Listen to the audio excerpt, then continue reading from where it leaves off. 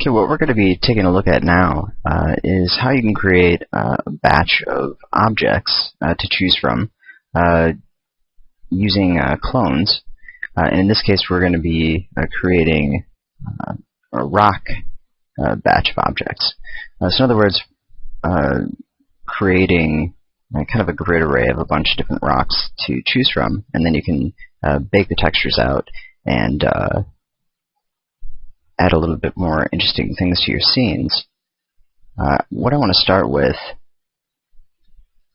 is a sphere object. And if we go to the attributes, what I want to do is change this. We're going to take a look and see what's going to give us the best UV map. And we're going to use the hexahedron, which is basically just a cube subdivided a couple of times. Now it's a good idea to set up the UV map first before we do anything else.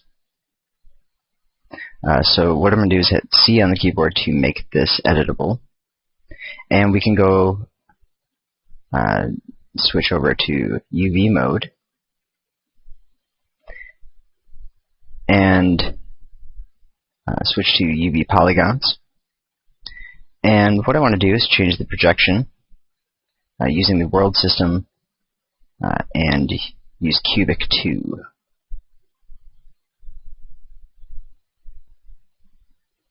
I've really found this sort of separation to be one of the better ways to set up the UV maps for the baking, because with the way the bump and normal will work, it can be difficult to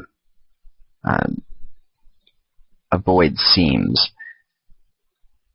What I also want to do is just select the sphere really quick and go to actually, we're going to go over and switch to a different mode.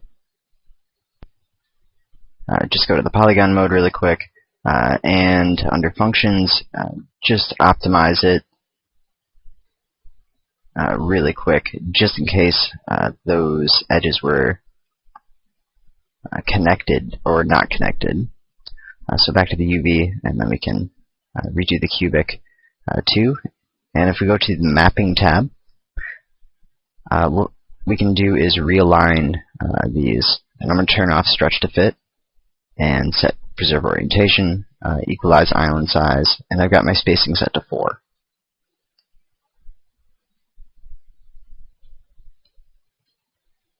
So we're really only going to be using a small portion of the map.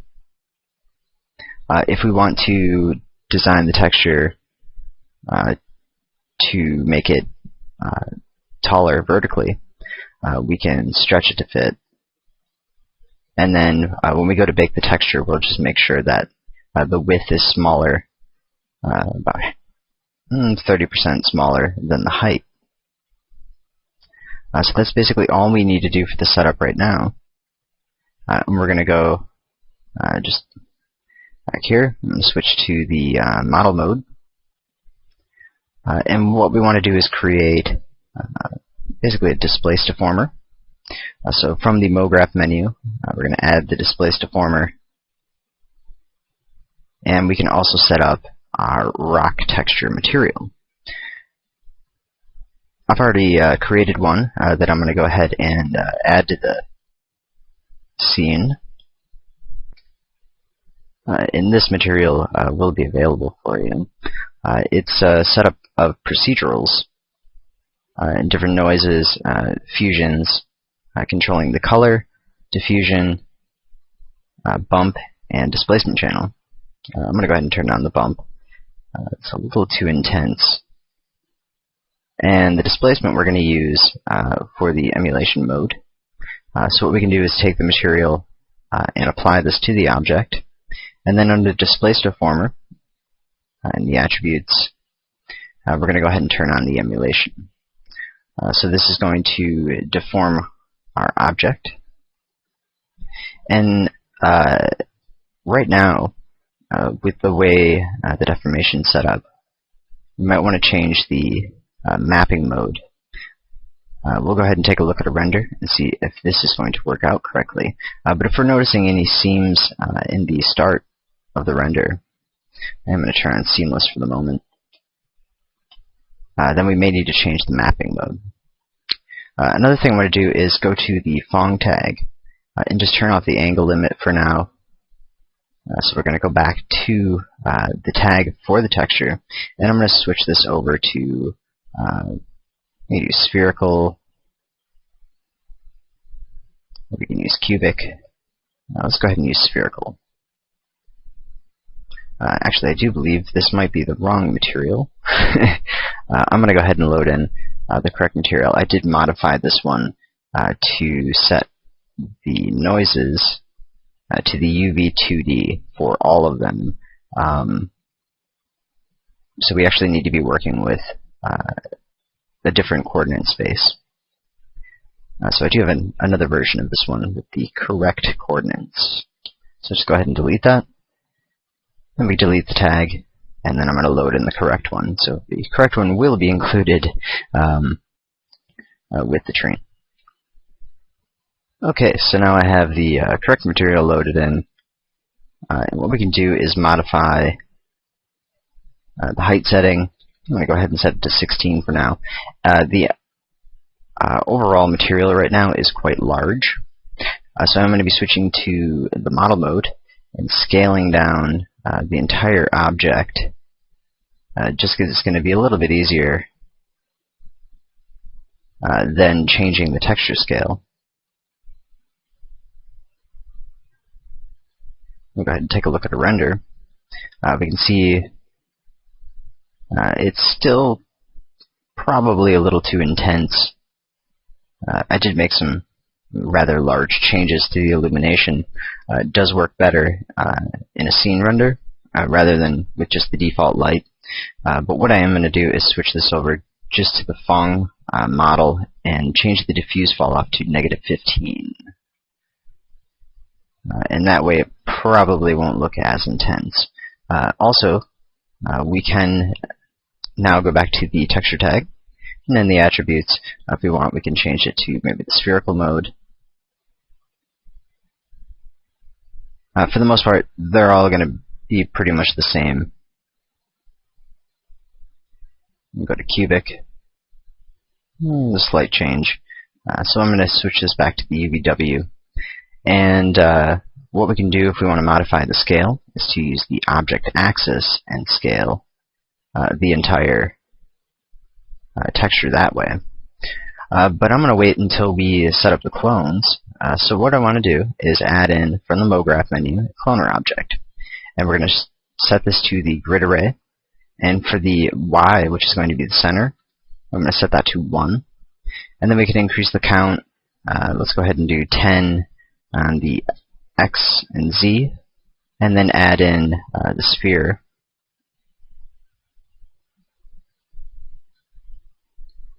So we're seeing a very large change with the way the displacement is set up.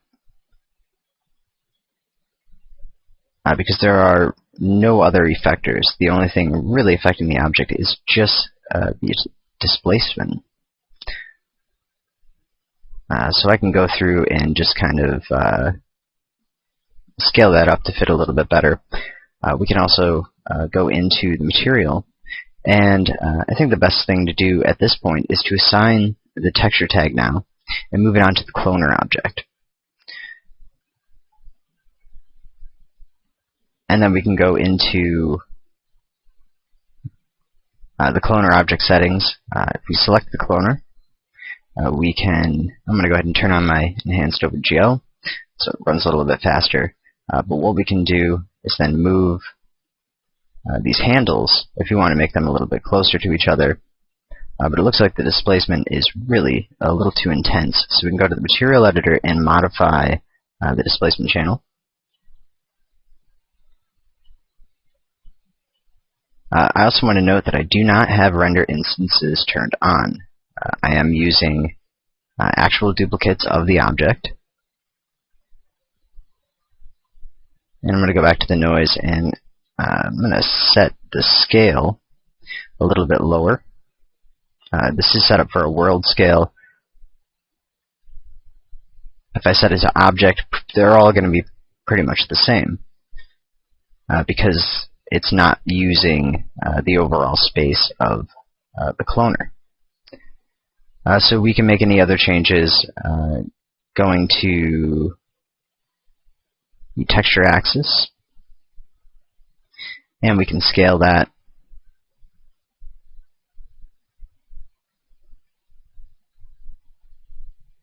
Which should modify all of the displacement. If not, we might need to select the texture, so it might have to do with the mapping as well. I might be able to get a little bit better match with the material by changing it to spherical. For the most part, this looks really intense because there's no anti-aliasing after it's baked, because it's going to end up to be a very small object or a very small texture map. It's not going to make that big of a difference. So what I'm going to do is go back to the material editor and under the displacement change this over to intensity, and that way we're just adding instead of subtracting.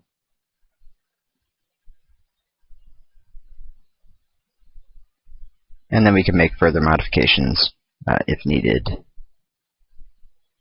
I'm going to switch that back to UVW.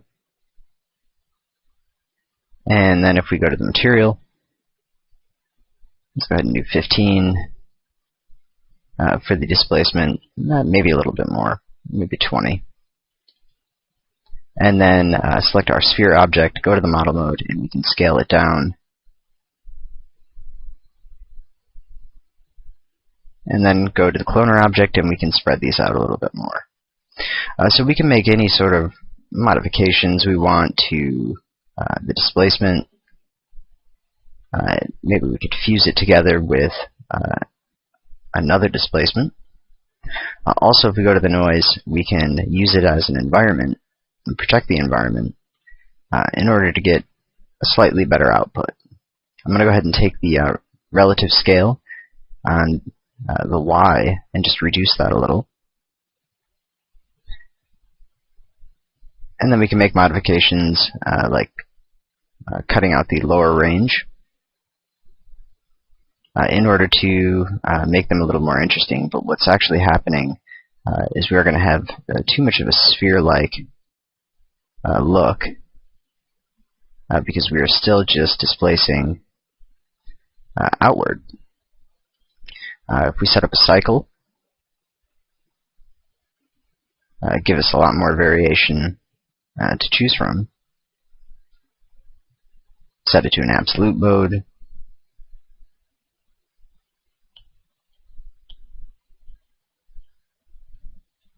I'm going to go ahead and set this to texture, so it does look a little bit better now.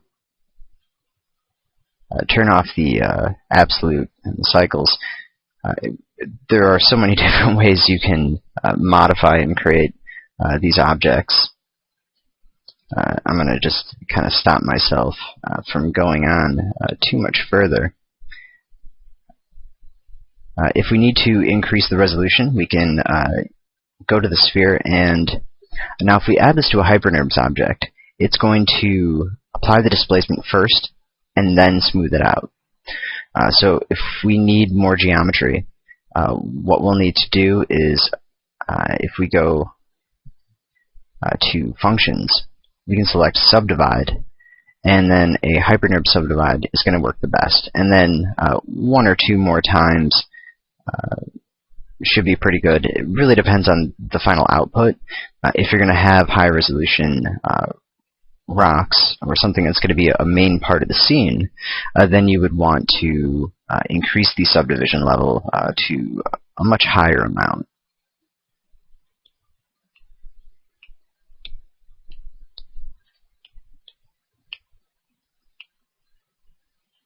Okay, so just a few slight changes. We can go ahead.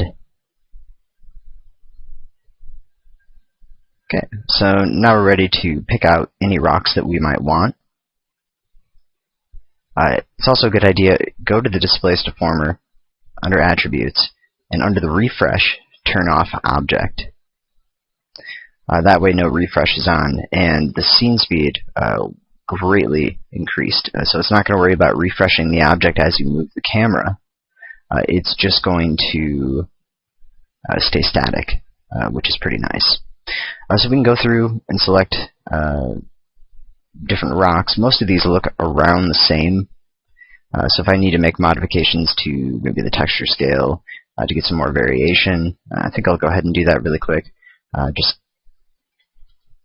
setting the displacement global scale a little bit higher.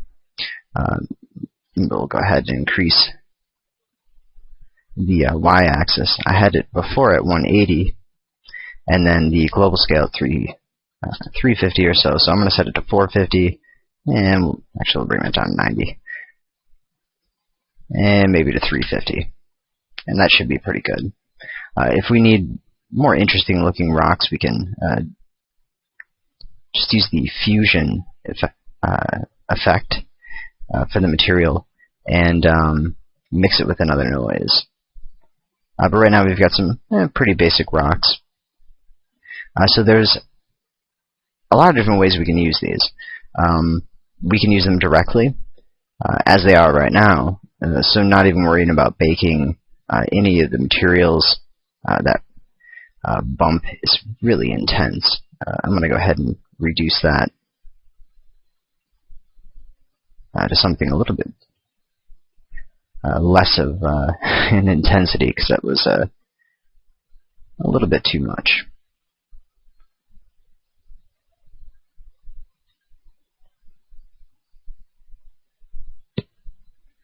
Okay, I am going to go ahead and just create one more subdivision.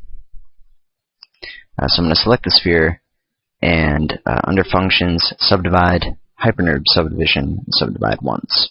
So now we've got a little more detail, and we also need to refresh the displace deformer. So we can go back to the attributes, refresh tab, click object, and check it off. If needed, it might refresh properly on its own. Certain changes will automatically refresh, things like scaling the objects, moving them through the texture. Those tend to update automatically. Unless you have a very powerful graphics card, it's a good idea to refrain from using the display noises with this texture, because it is really intensive with the different fusions that are set up.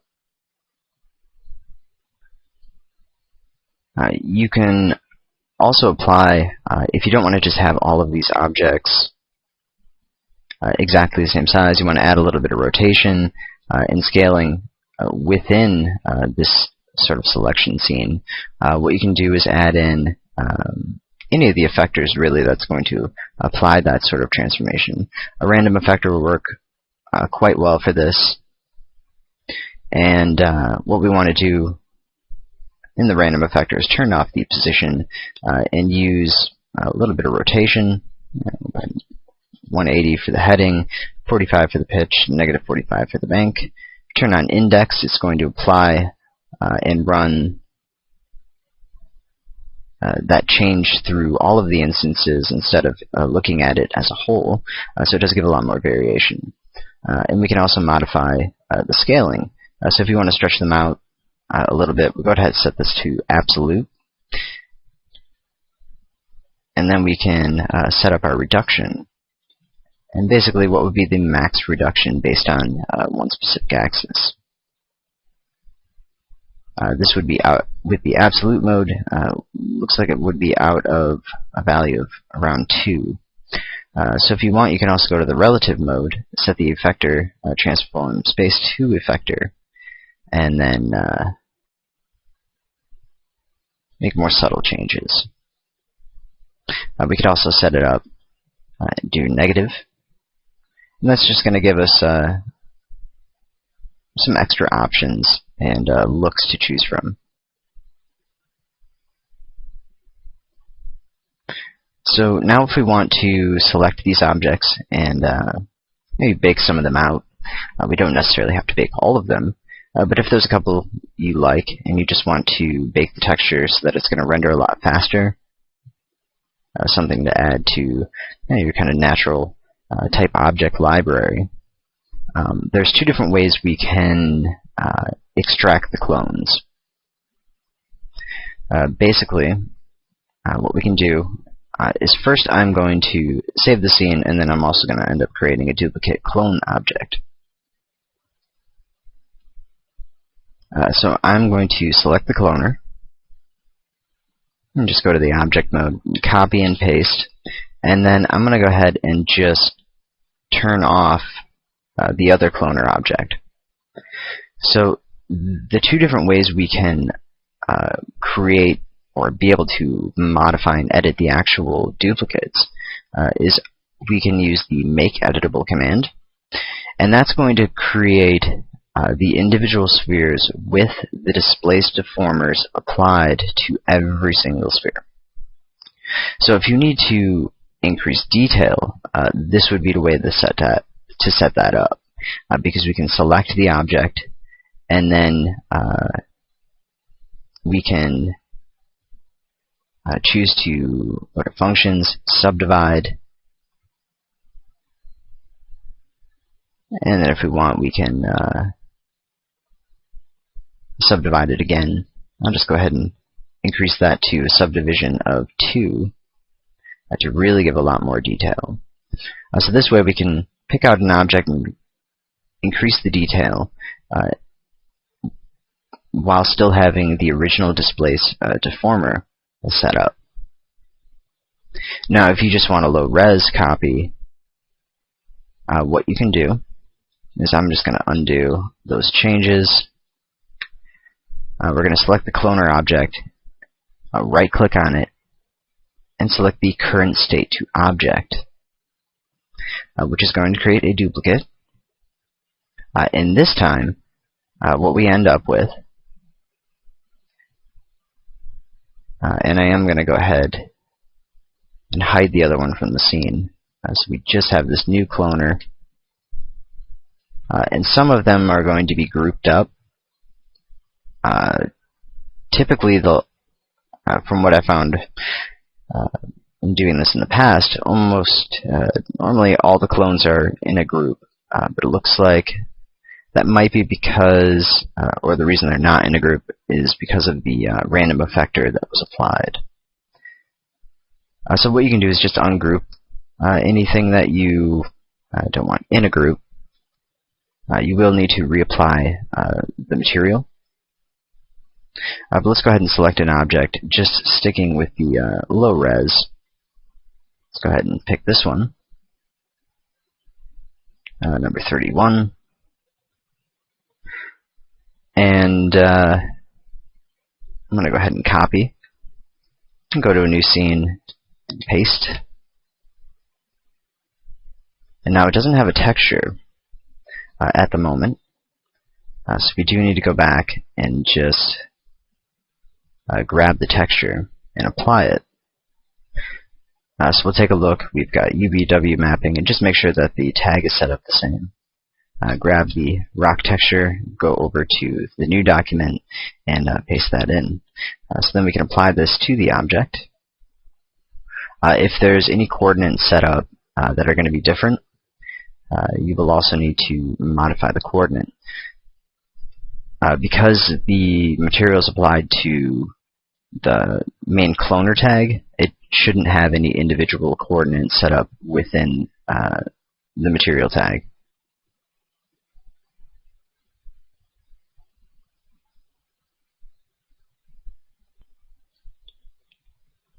So one thing I like to do for this is to create a duplicate, so copy and paste, just to have one object with the baked texture and another one that's going to have the original procedural. So that way we can make any edits or modifications to the object and still retain the original texture map. So this new duplicate, I'm going to delete the texture tag from, and we're going to select sphere number 31 and the original, and I'm just going to call this the baker, and then the other one's going to be baked. So we'll also call this rock baked, so it's a little more different. So we'll take the Baker object and we're going to add in these from the Cinema 4D tags. We're going to select the bake texture. I also want to go ahead to the attributes, and I'm going to select the tag for the UV and lock the UVW. This way the bake texture does not make any changes to the UV map. We can do the same thing for the other tag as well. So within the bake texture, what we can do is set the height to 512, and then the width only needs to be 1/3 and not 1/2. So I can go ahead and set that to maybe we'll do 375. So that's probably not perfect. To keep the divisions right, we'll go ahead and use 384. So now we need to set this up. I'm going to choose to use a Photoshop file, saving as a single file so that we have layers. And then what you can do is choose the file name and how to save this. And I'm just going to call this A_bakedrock. So now if we go to the options of the bake texture, what we can do is select Evaluate Bump. We want to choose the color, the diffusion, the bump, and the normal. Under Normals, which is the new tab available now, we're going to switch this over to the tangent mode. What I also want to do is go into the material, and we can turn off the displacement, because it might be too intense since we've already modified and created the object shape.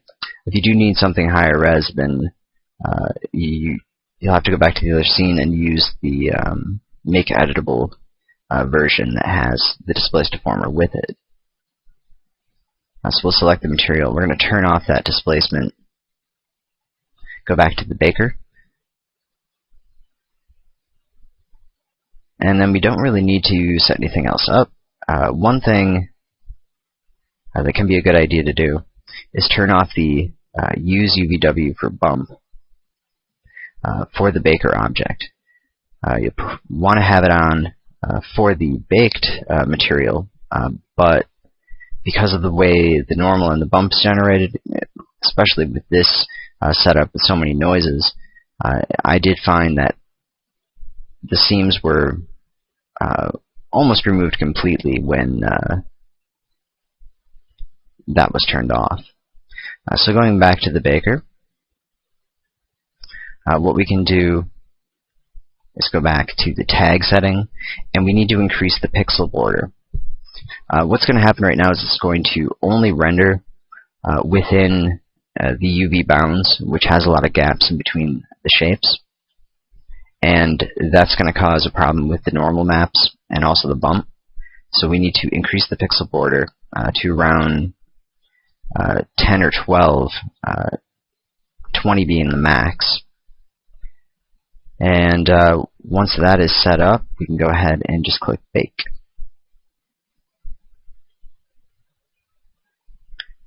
And that baked fairly quickly because it is a really small map. We can go over to the materials, and I'm just going to drag the entire Photoshop file into the materials. Call this Baked Rock. And then in the material editor, we can start with color, selecting the texture and copying that channel. Turn on the diffusion and paste. Go to the bump. Right-click paste in the channel. Normal, paste it in. And then select each of the textures and go through and choose the corresponding map. So go to the bump, and then choose the diffusion, and then also choose our color. So now what we can do is drag this material onto the baked rock.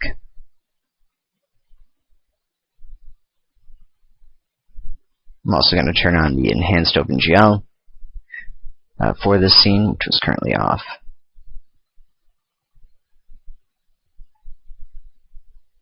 And let's go ahead and take a look at the main material tag. We do have the use UVW for bump turned. Well, I just turned it off, and you can see a very clear seam. Once we turn it on, it does really help fix the way it's going to look. So since this is a really small map, we're really only going to see this from farther away. It should work out pretty well. And it may not be an exact match to the original, but it's really close. So that's not too bad. If you want to increase the map resolution, you can just go into back into the Baker. And now this is really nice if we want to make changes. I'm going to go ahead and double the size.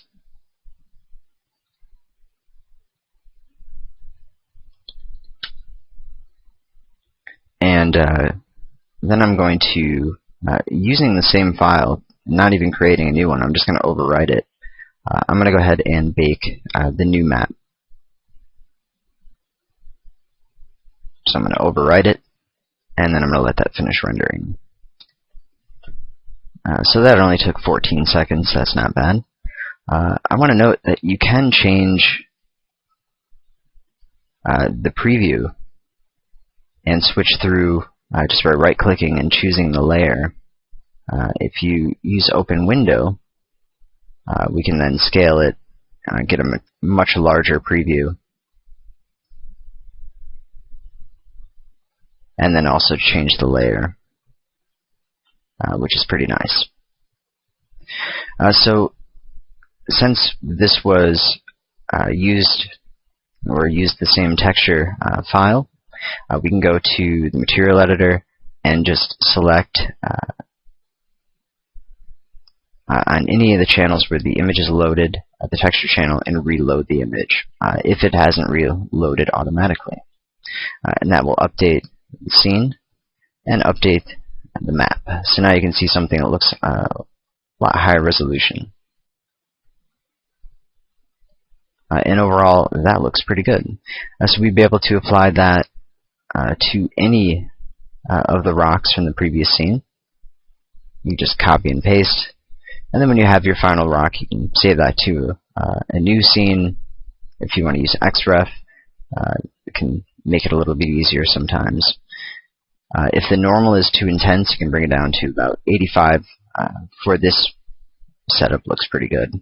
And then, depending on the bump, may or may not need to increase it. The specular, I'm going to go ahead and change over to colored, and then copy the, and I pasted by accident. I am going to copy the color channel and paste it in the specular color channel. And then I'm going to make the main color more of a reddish orange. Set the mode to add. And now we're going to have a very orange specular color. Just adds a little bit more to the look.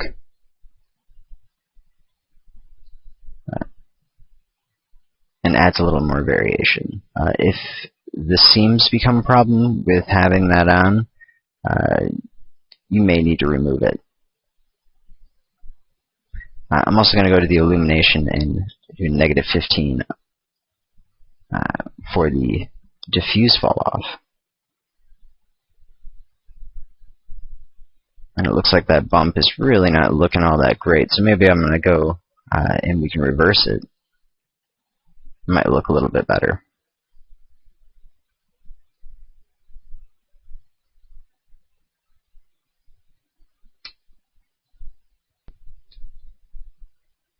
And I've just loaded in a scene that I created earlier, just using one of those baked objects.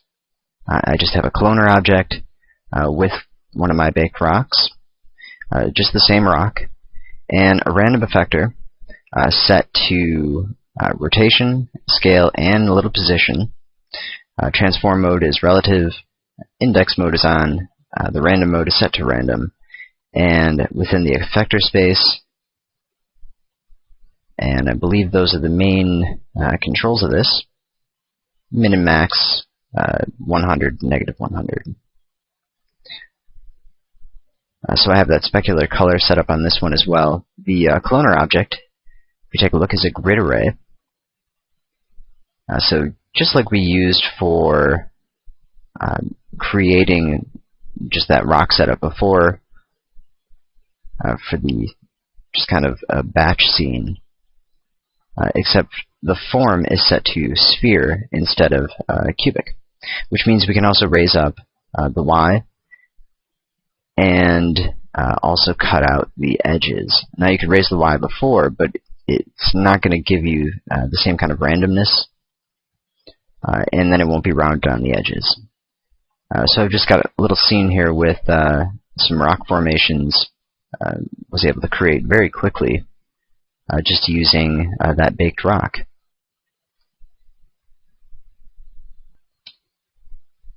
So here's a render, and this is a very small texture map, but it doesn't look too bad once there's enough clones.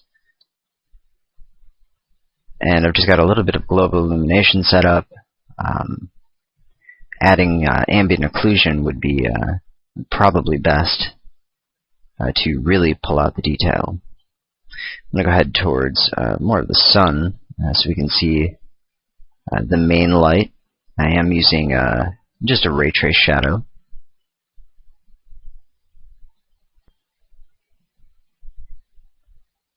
So we can see that with the sunlight coming in, all of the shadows. And if we wanted to make the scene look a little more interesting, I could go ahead and add in just an environment object. Go ahead and turn on the enable the fog, and then we can take a look at the viewport to see what that's going to look like. I'm going to go ahead and set this to more of a kind of a yellow orange glow. And we can adjust the distance, bringing that down. And I did change the environment color instead of the fog color, so I'm going to go ahead and copy the environment color and just paste that in. And now we'll be able to see the fog showing up a lot better.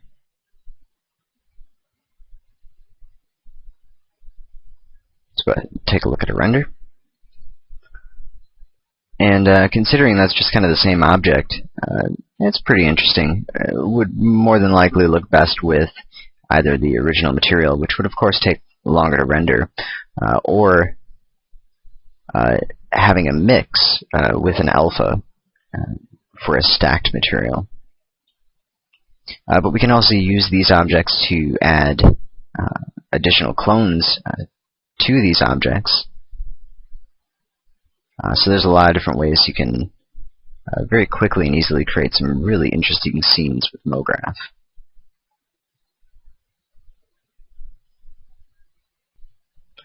If we go back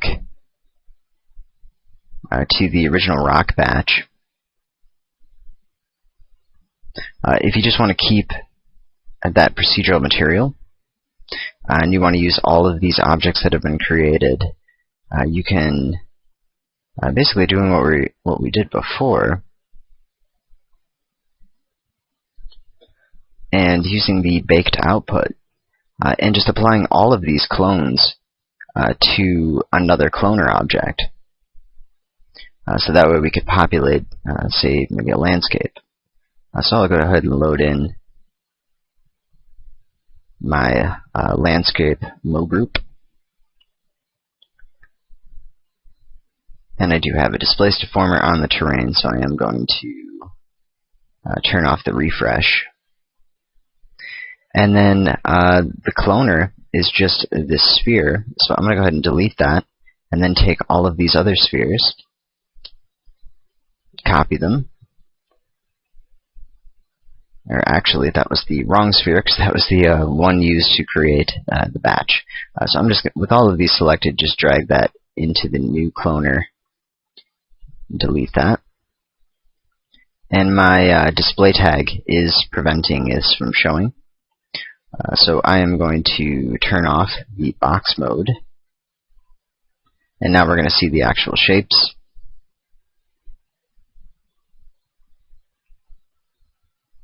I'm not going to turn on the texture because it might take a little too long to load. But I'm going to go over to that cloner, and now under transform, we can increase the scale, and maybe a little larger. And then under the object, we can increase the count. Go ahead and fill that up. And take a look at our render. And because the display tag restricts the view, rendering to the viewport is not going to show the actual scene. So I do need to just set up the render. Make that a little larger. Add some anti-aliasing. And then we can go ahead and render that to the picture viewer. Which it looks like I did not drag the material over, which is why that wasn't showing. So I'm going to grab the material tag and add that to the cloner object. And the scale of this texture is really not made for this size of an object. So I'm going to go to the cloner and reduce those down to 1 for the scale. And then we can go to the Object tab and just increase the count to 2500. Take a look at the main viewport, and we can see all those clones showing. I also want to make sure that I am rendering out instances, which I am, because otherwise that's going to be too much of a load on the scene that just isn't necessary. Considering we don't really have anything that would require the use of actual objects.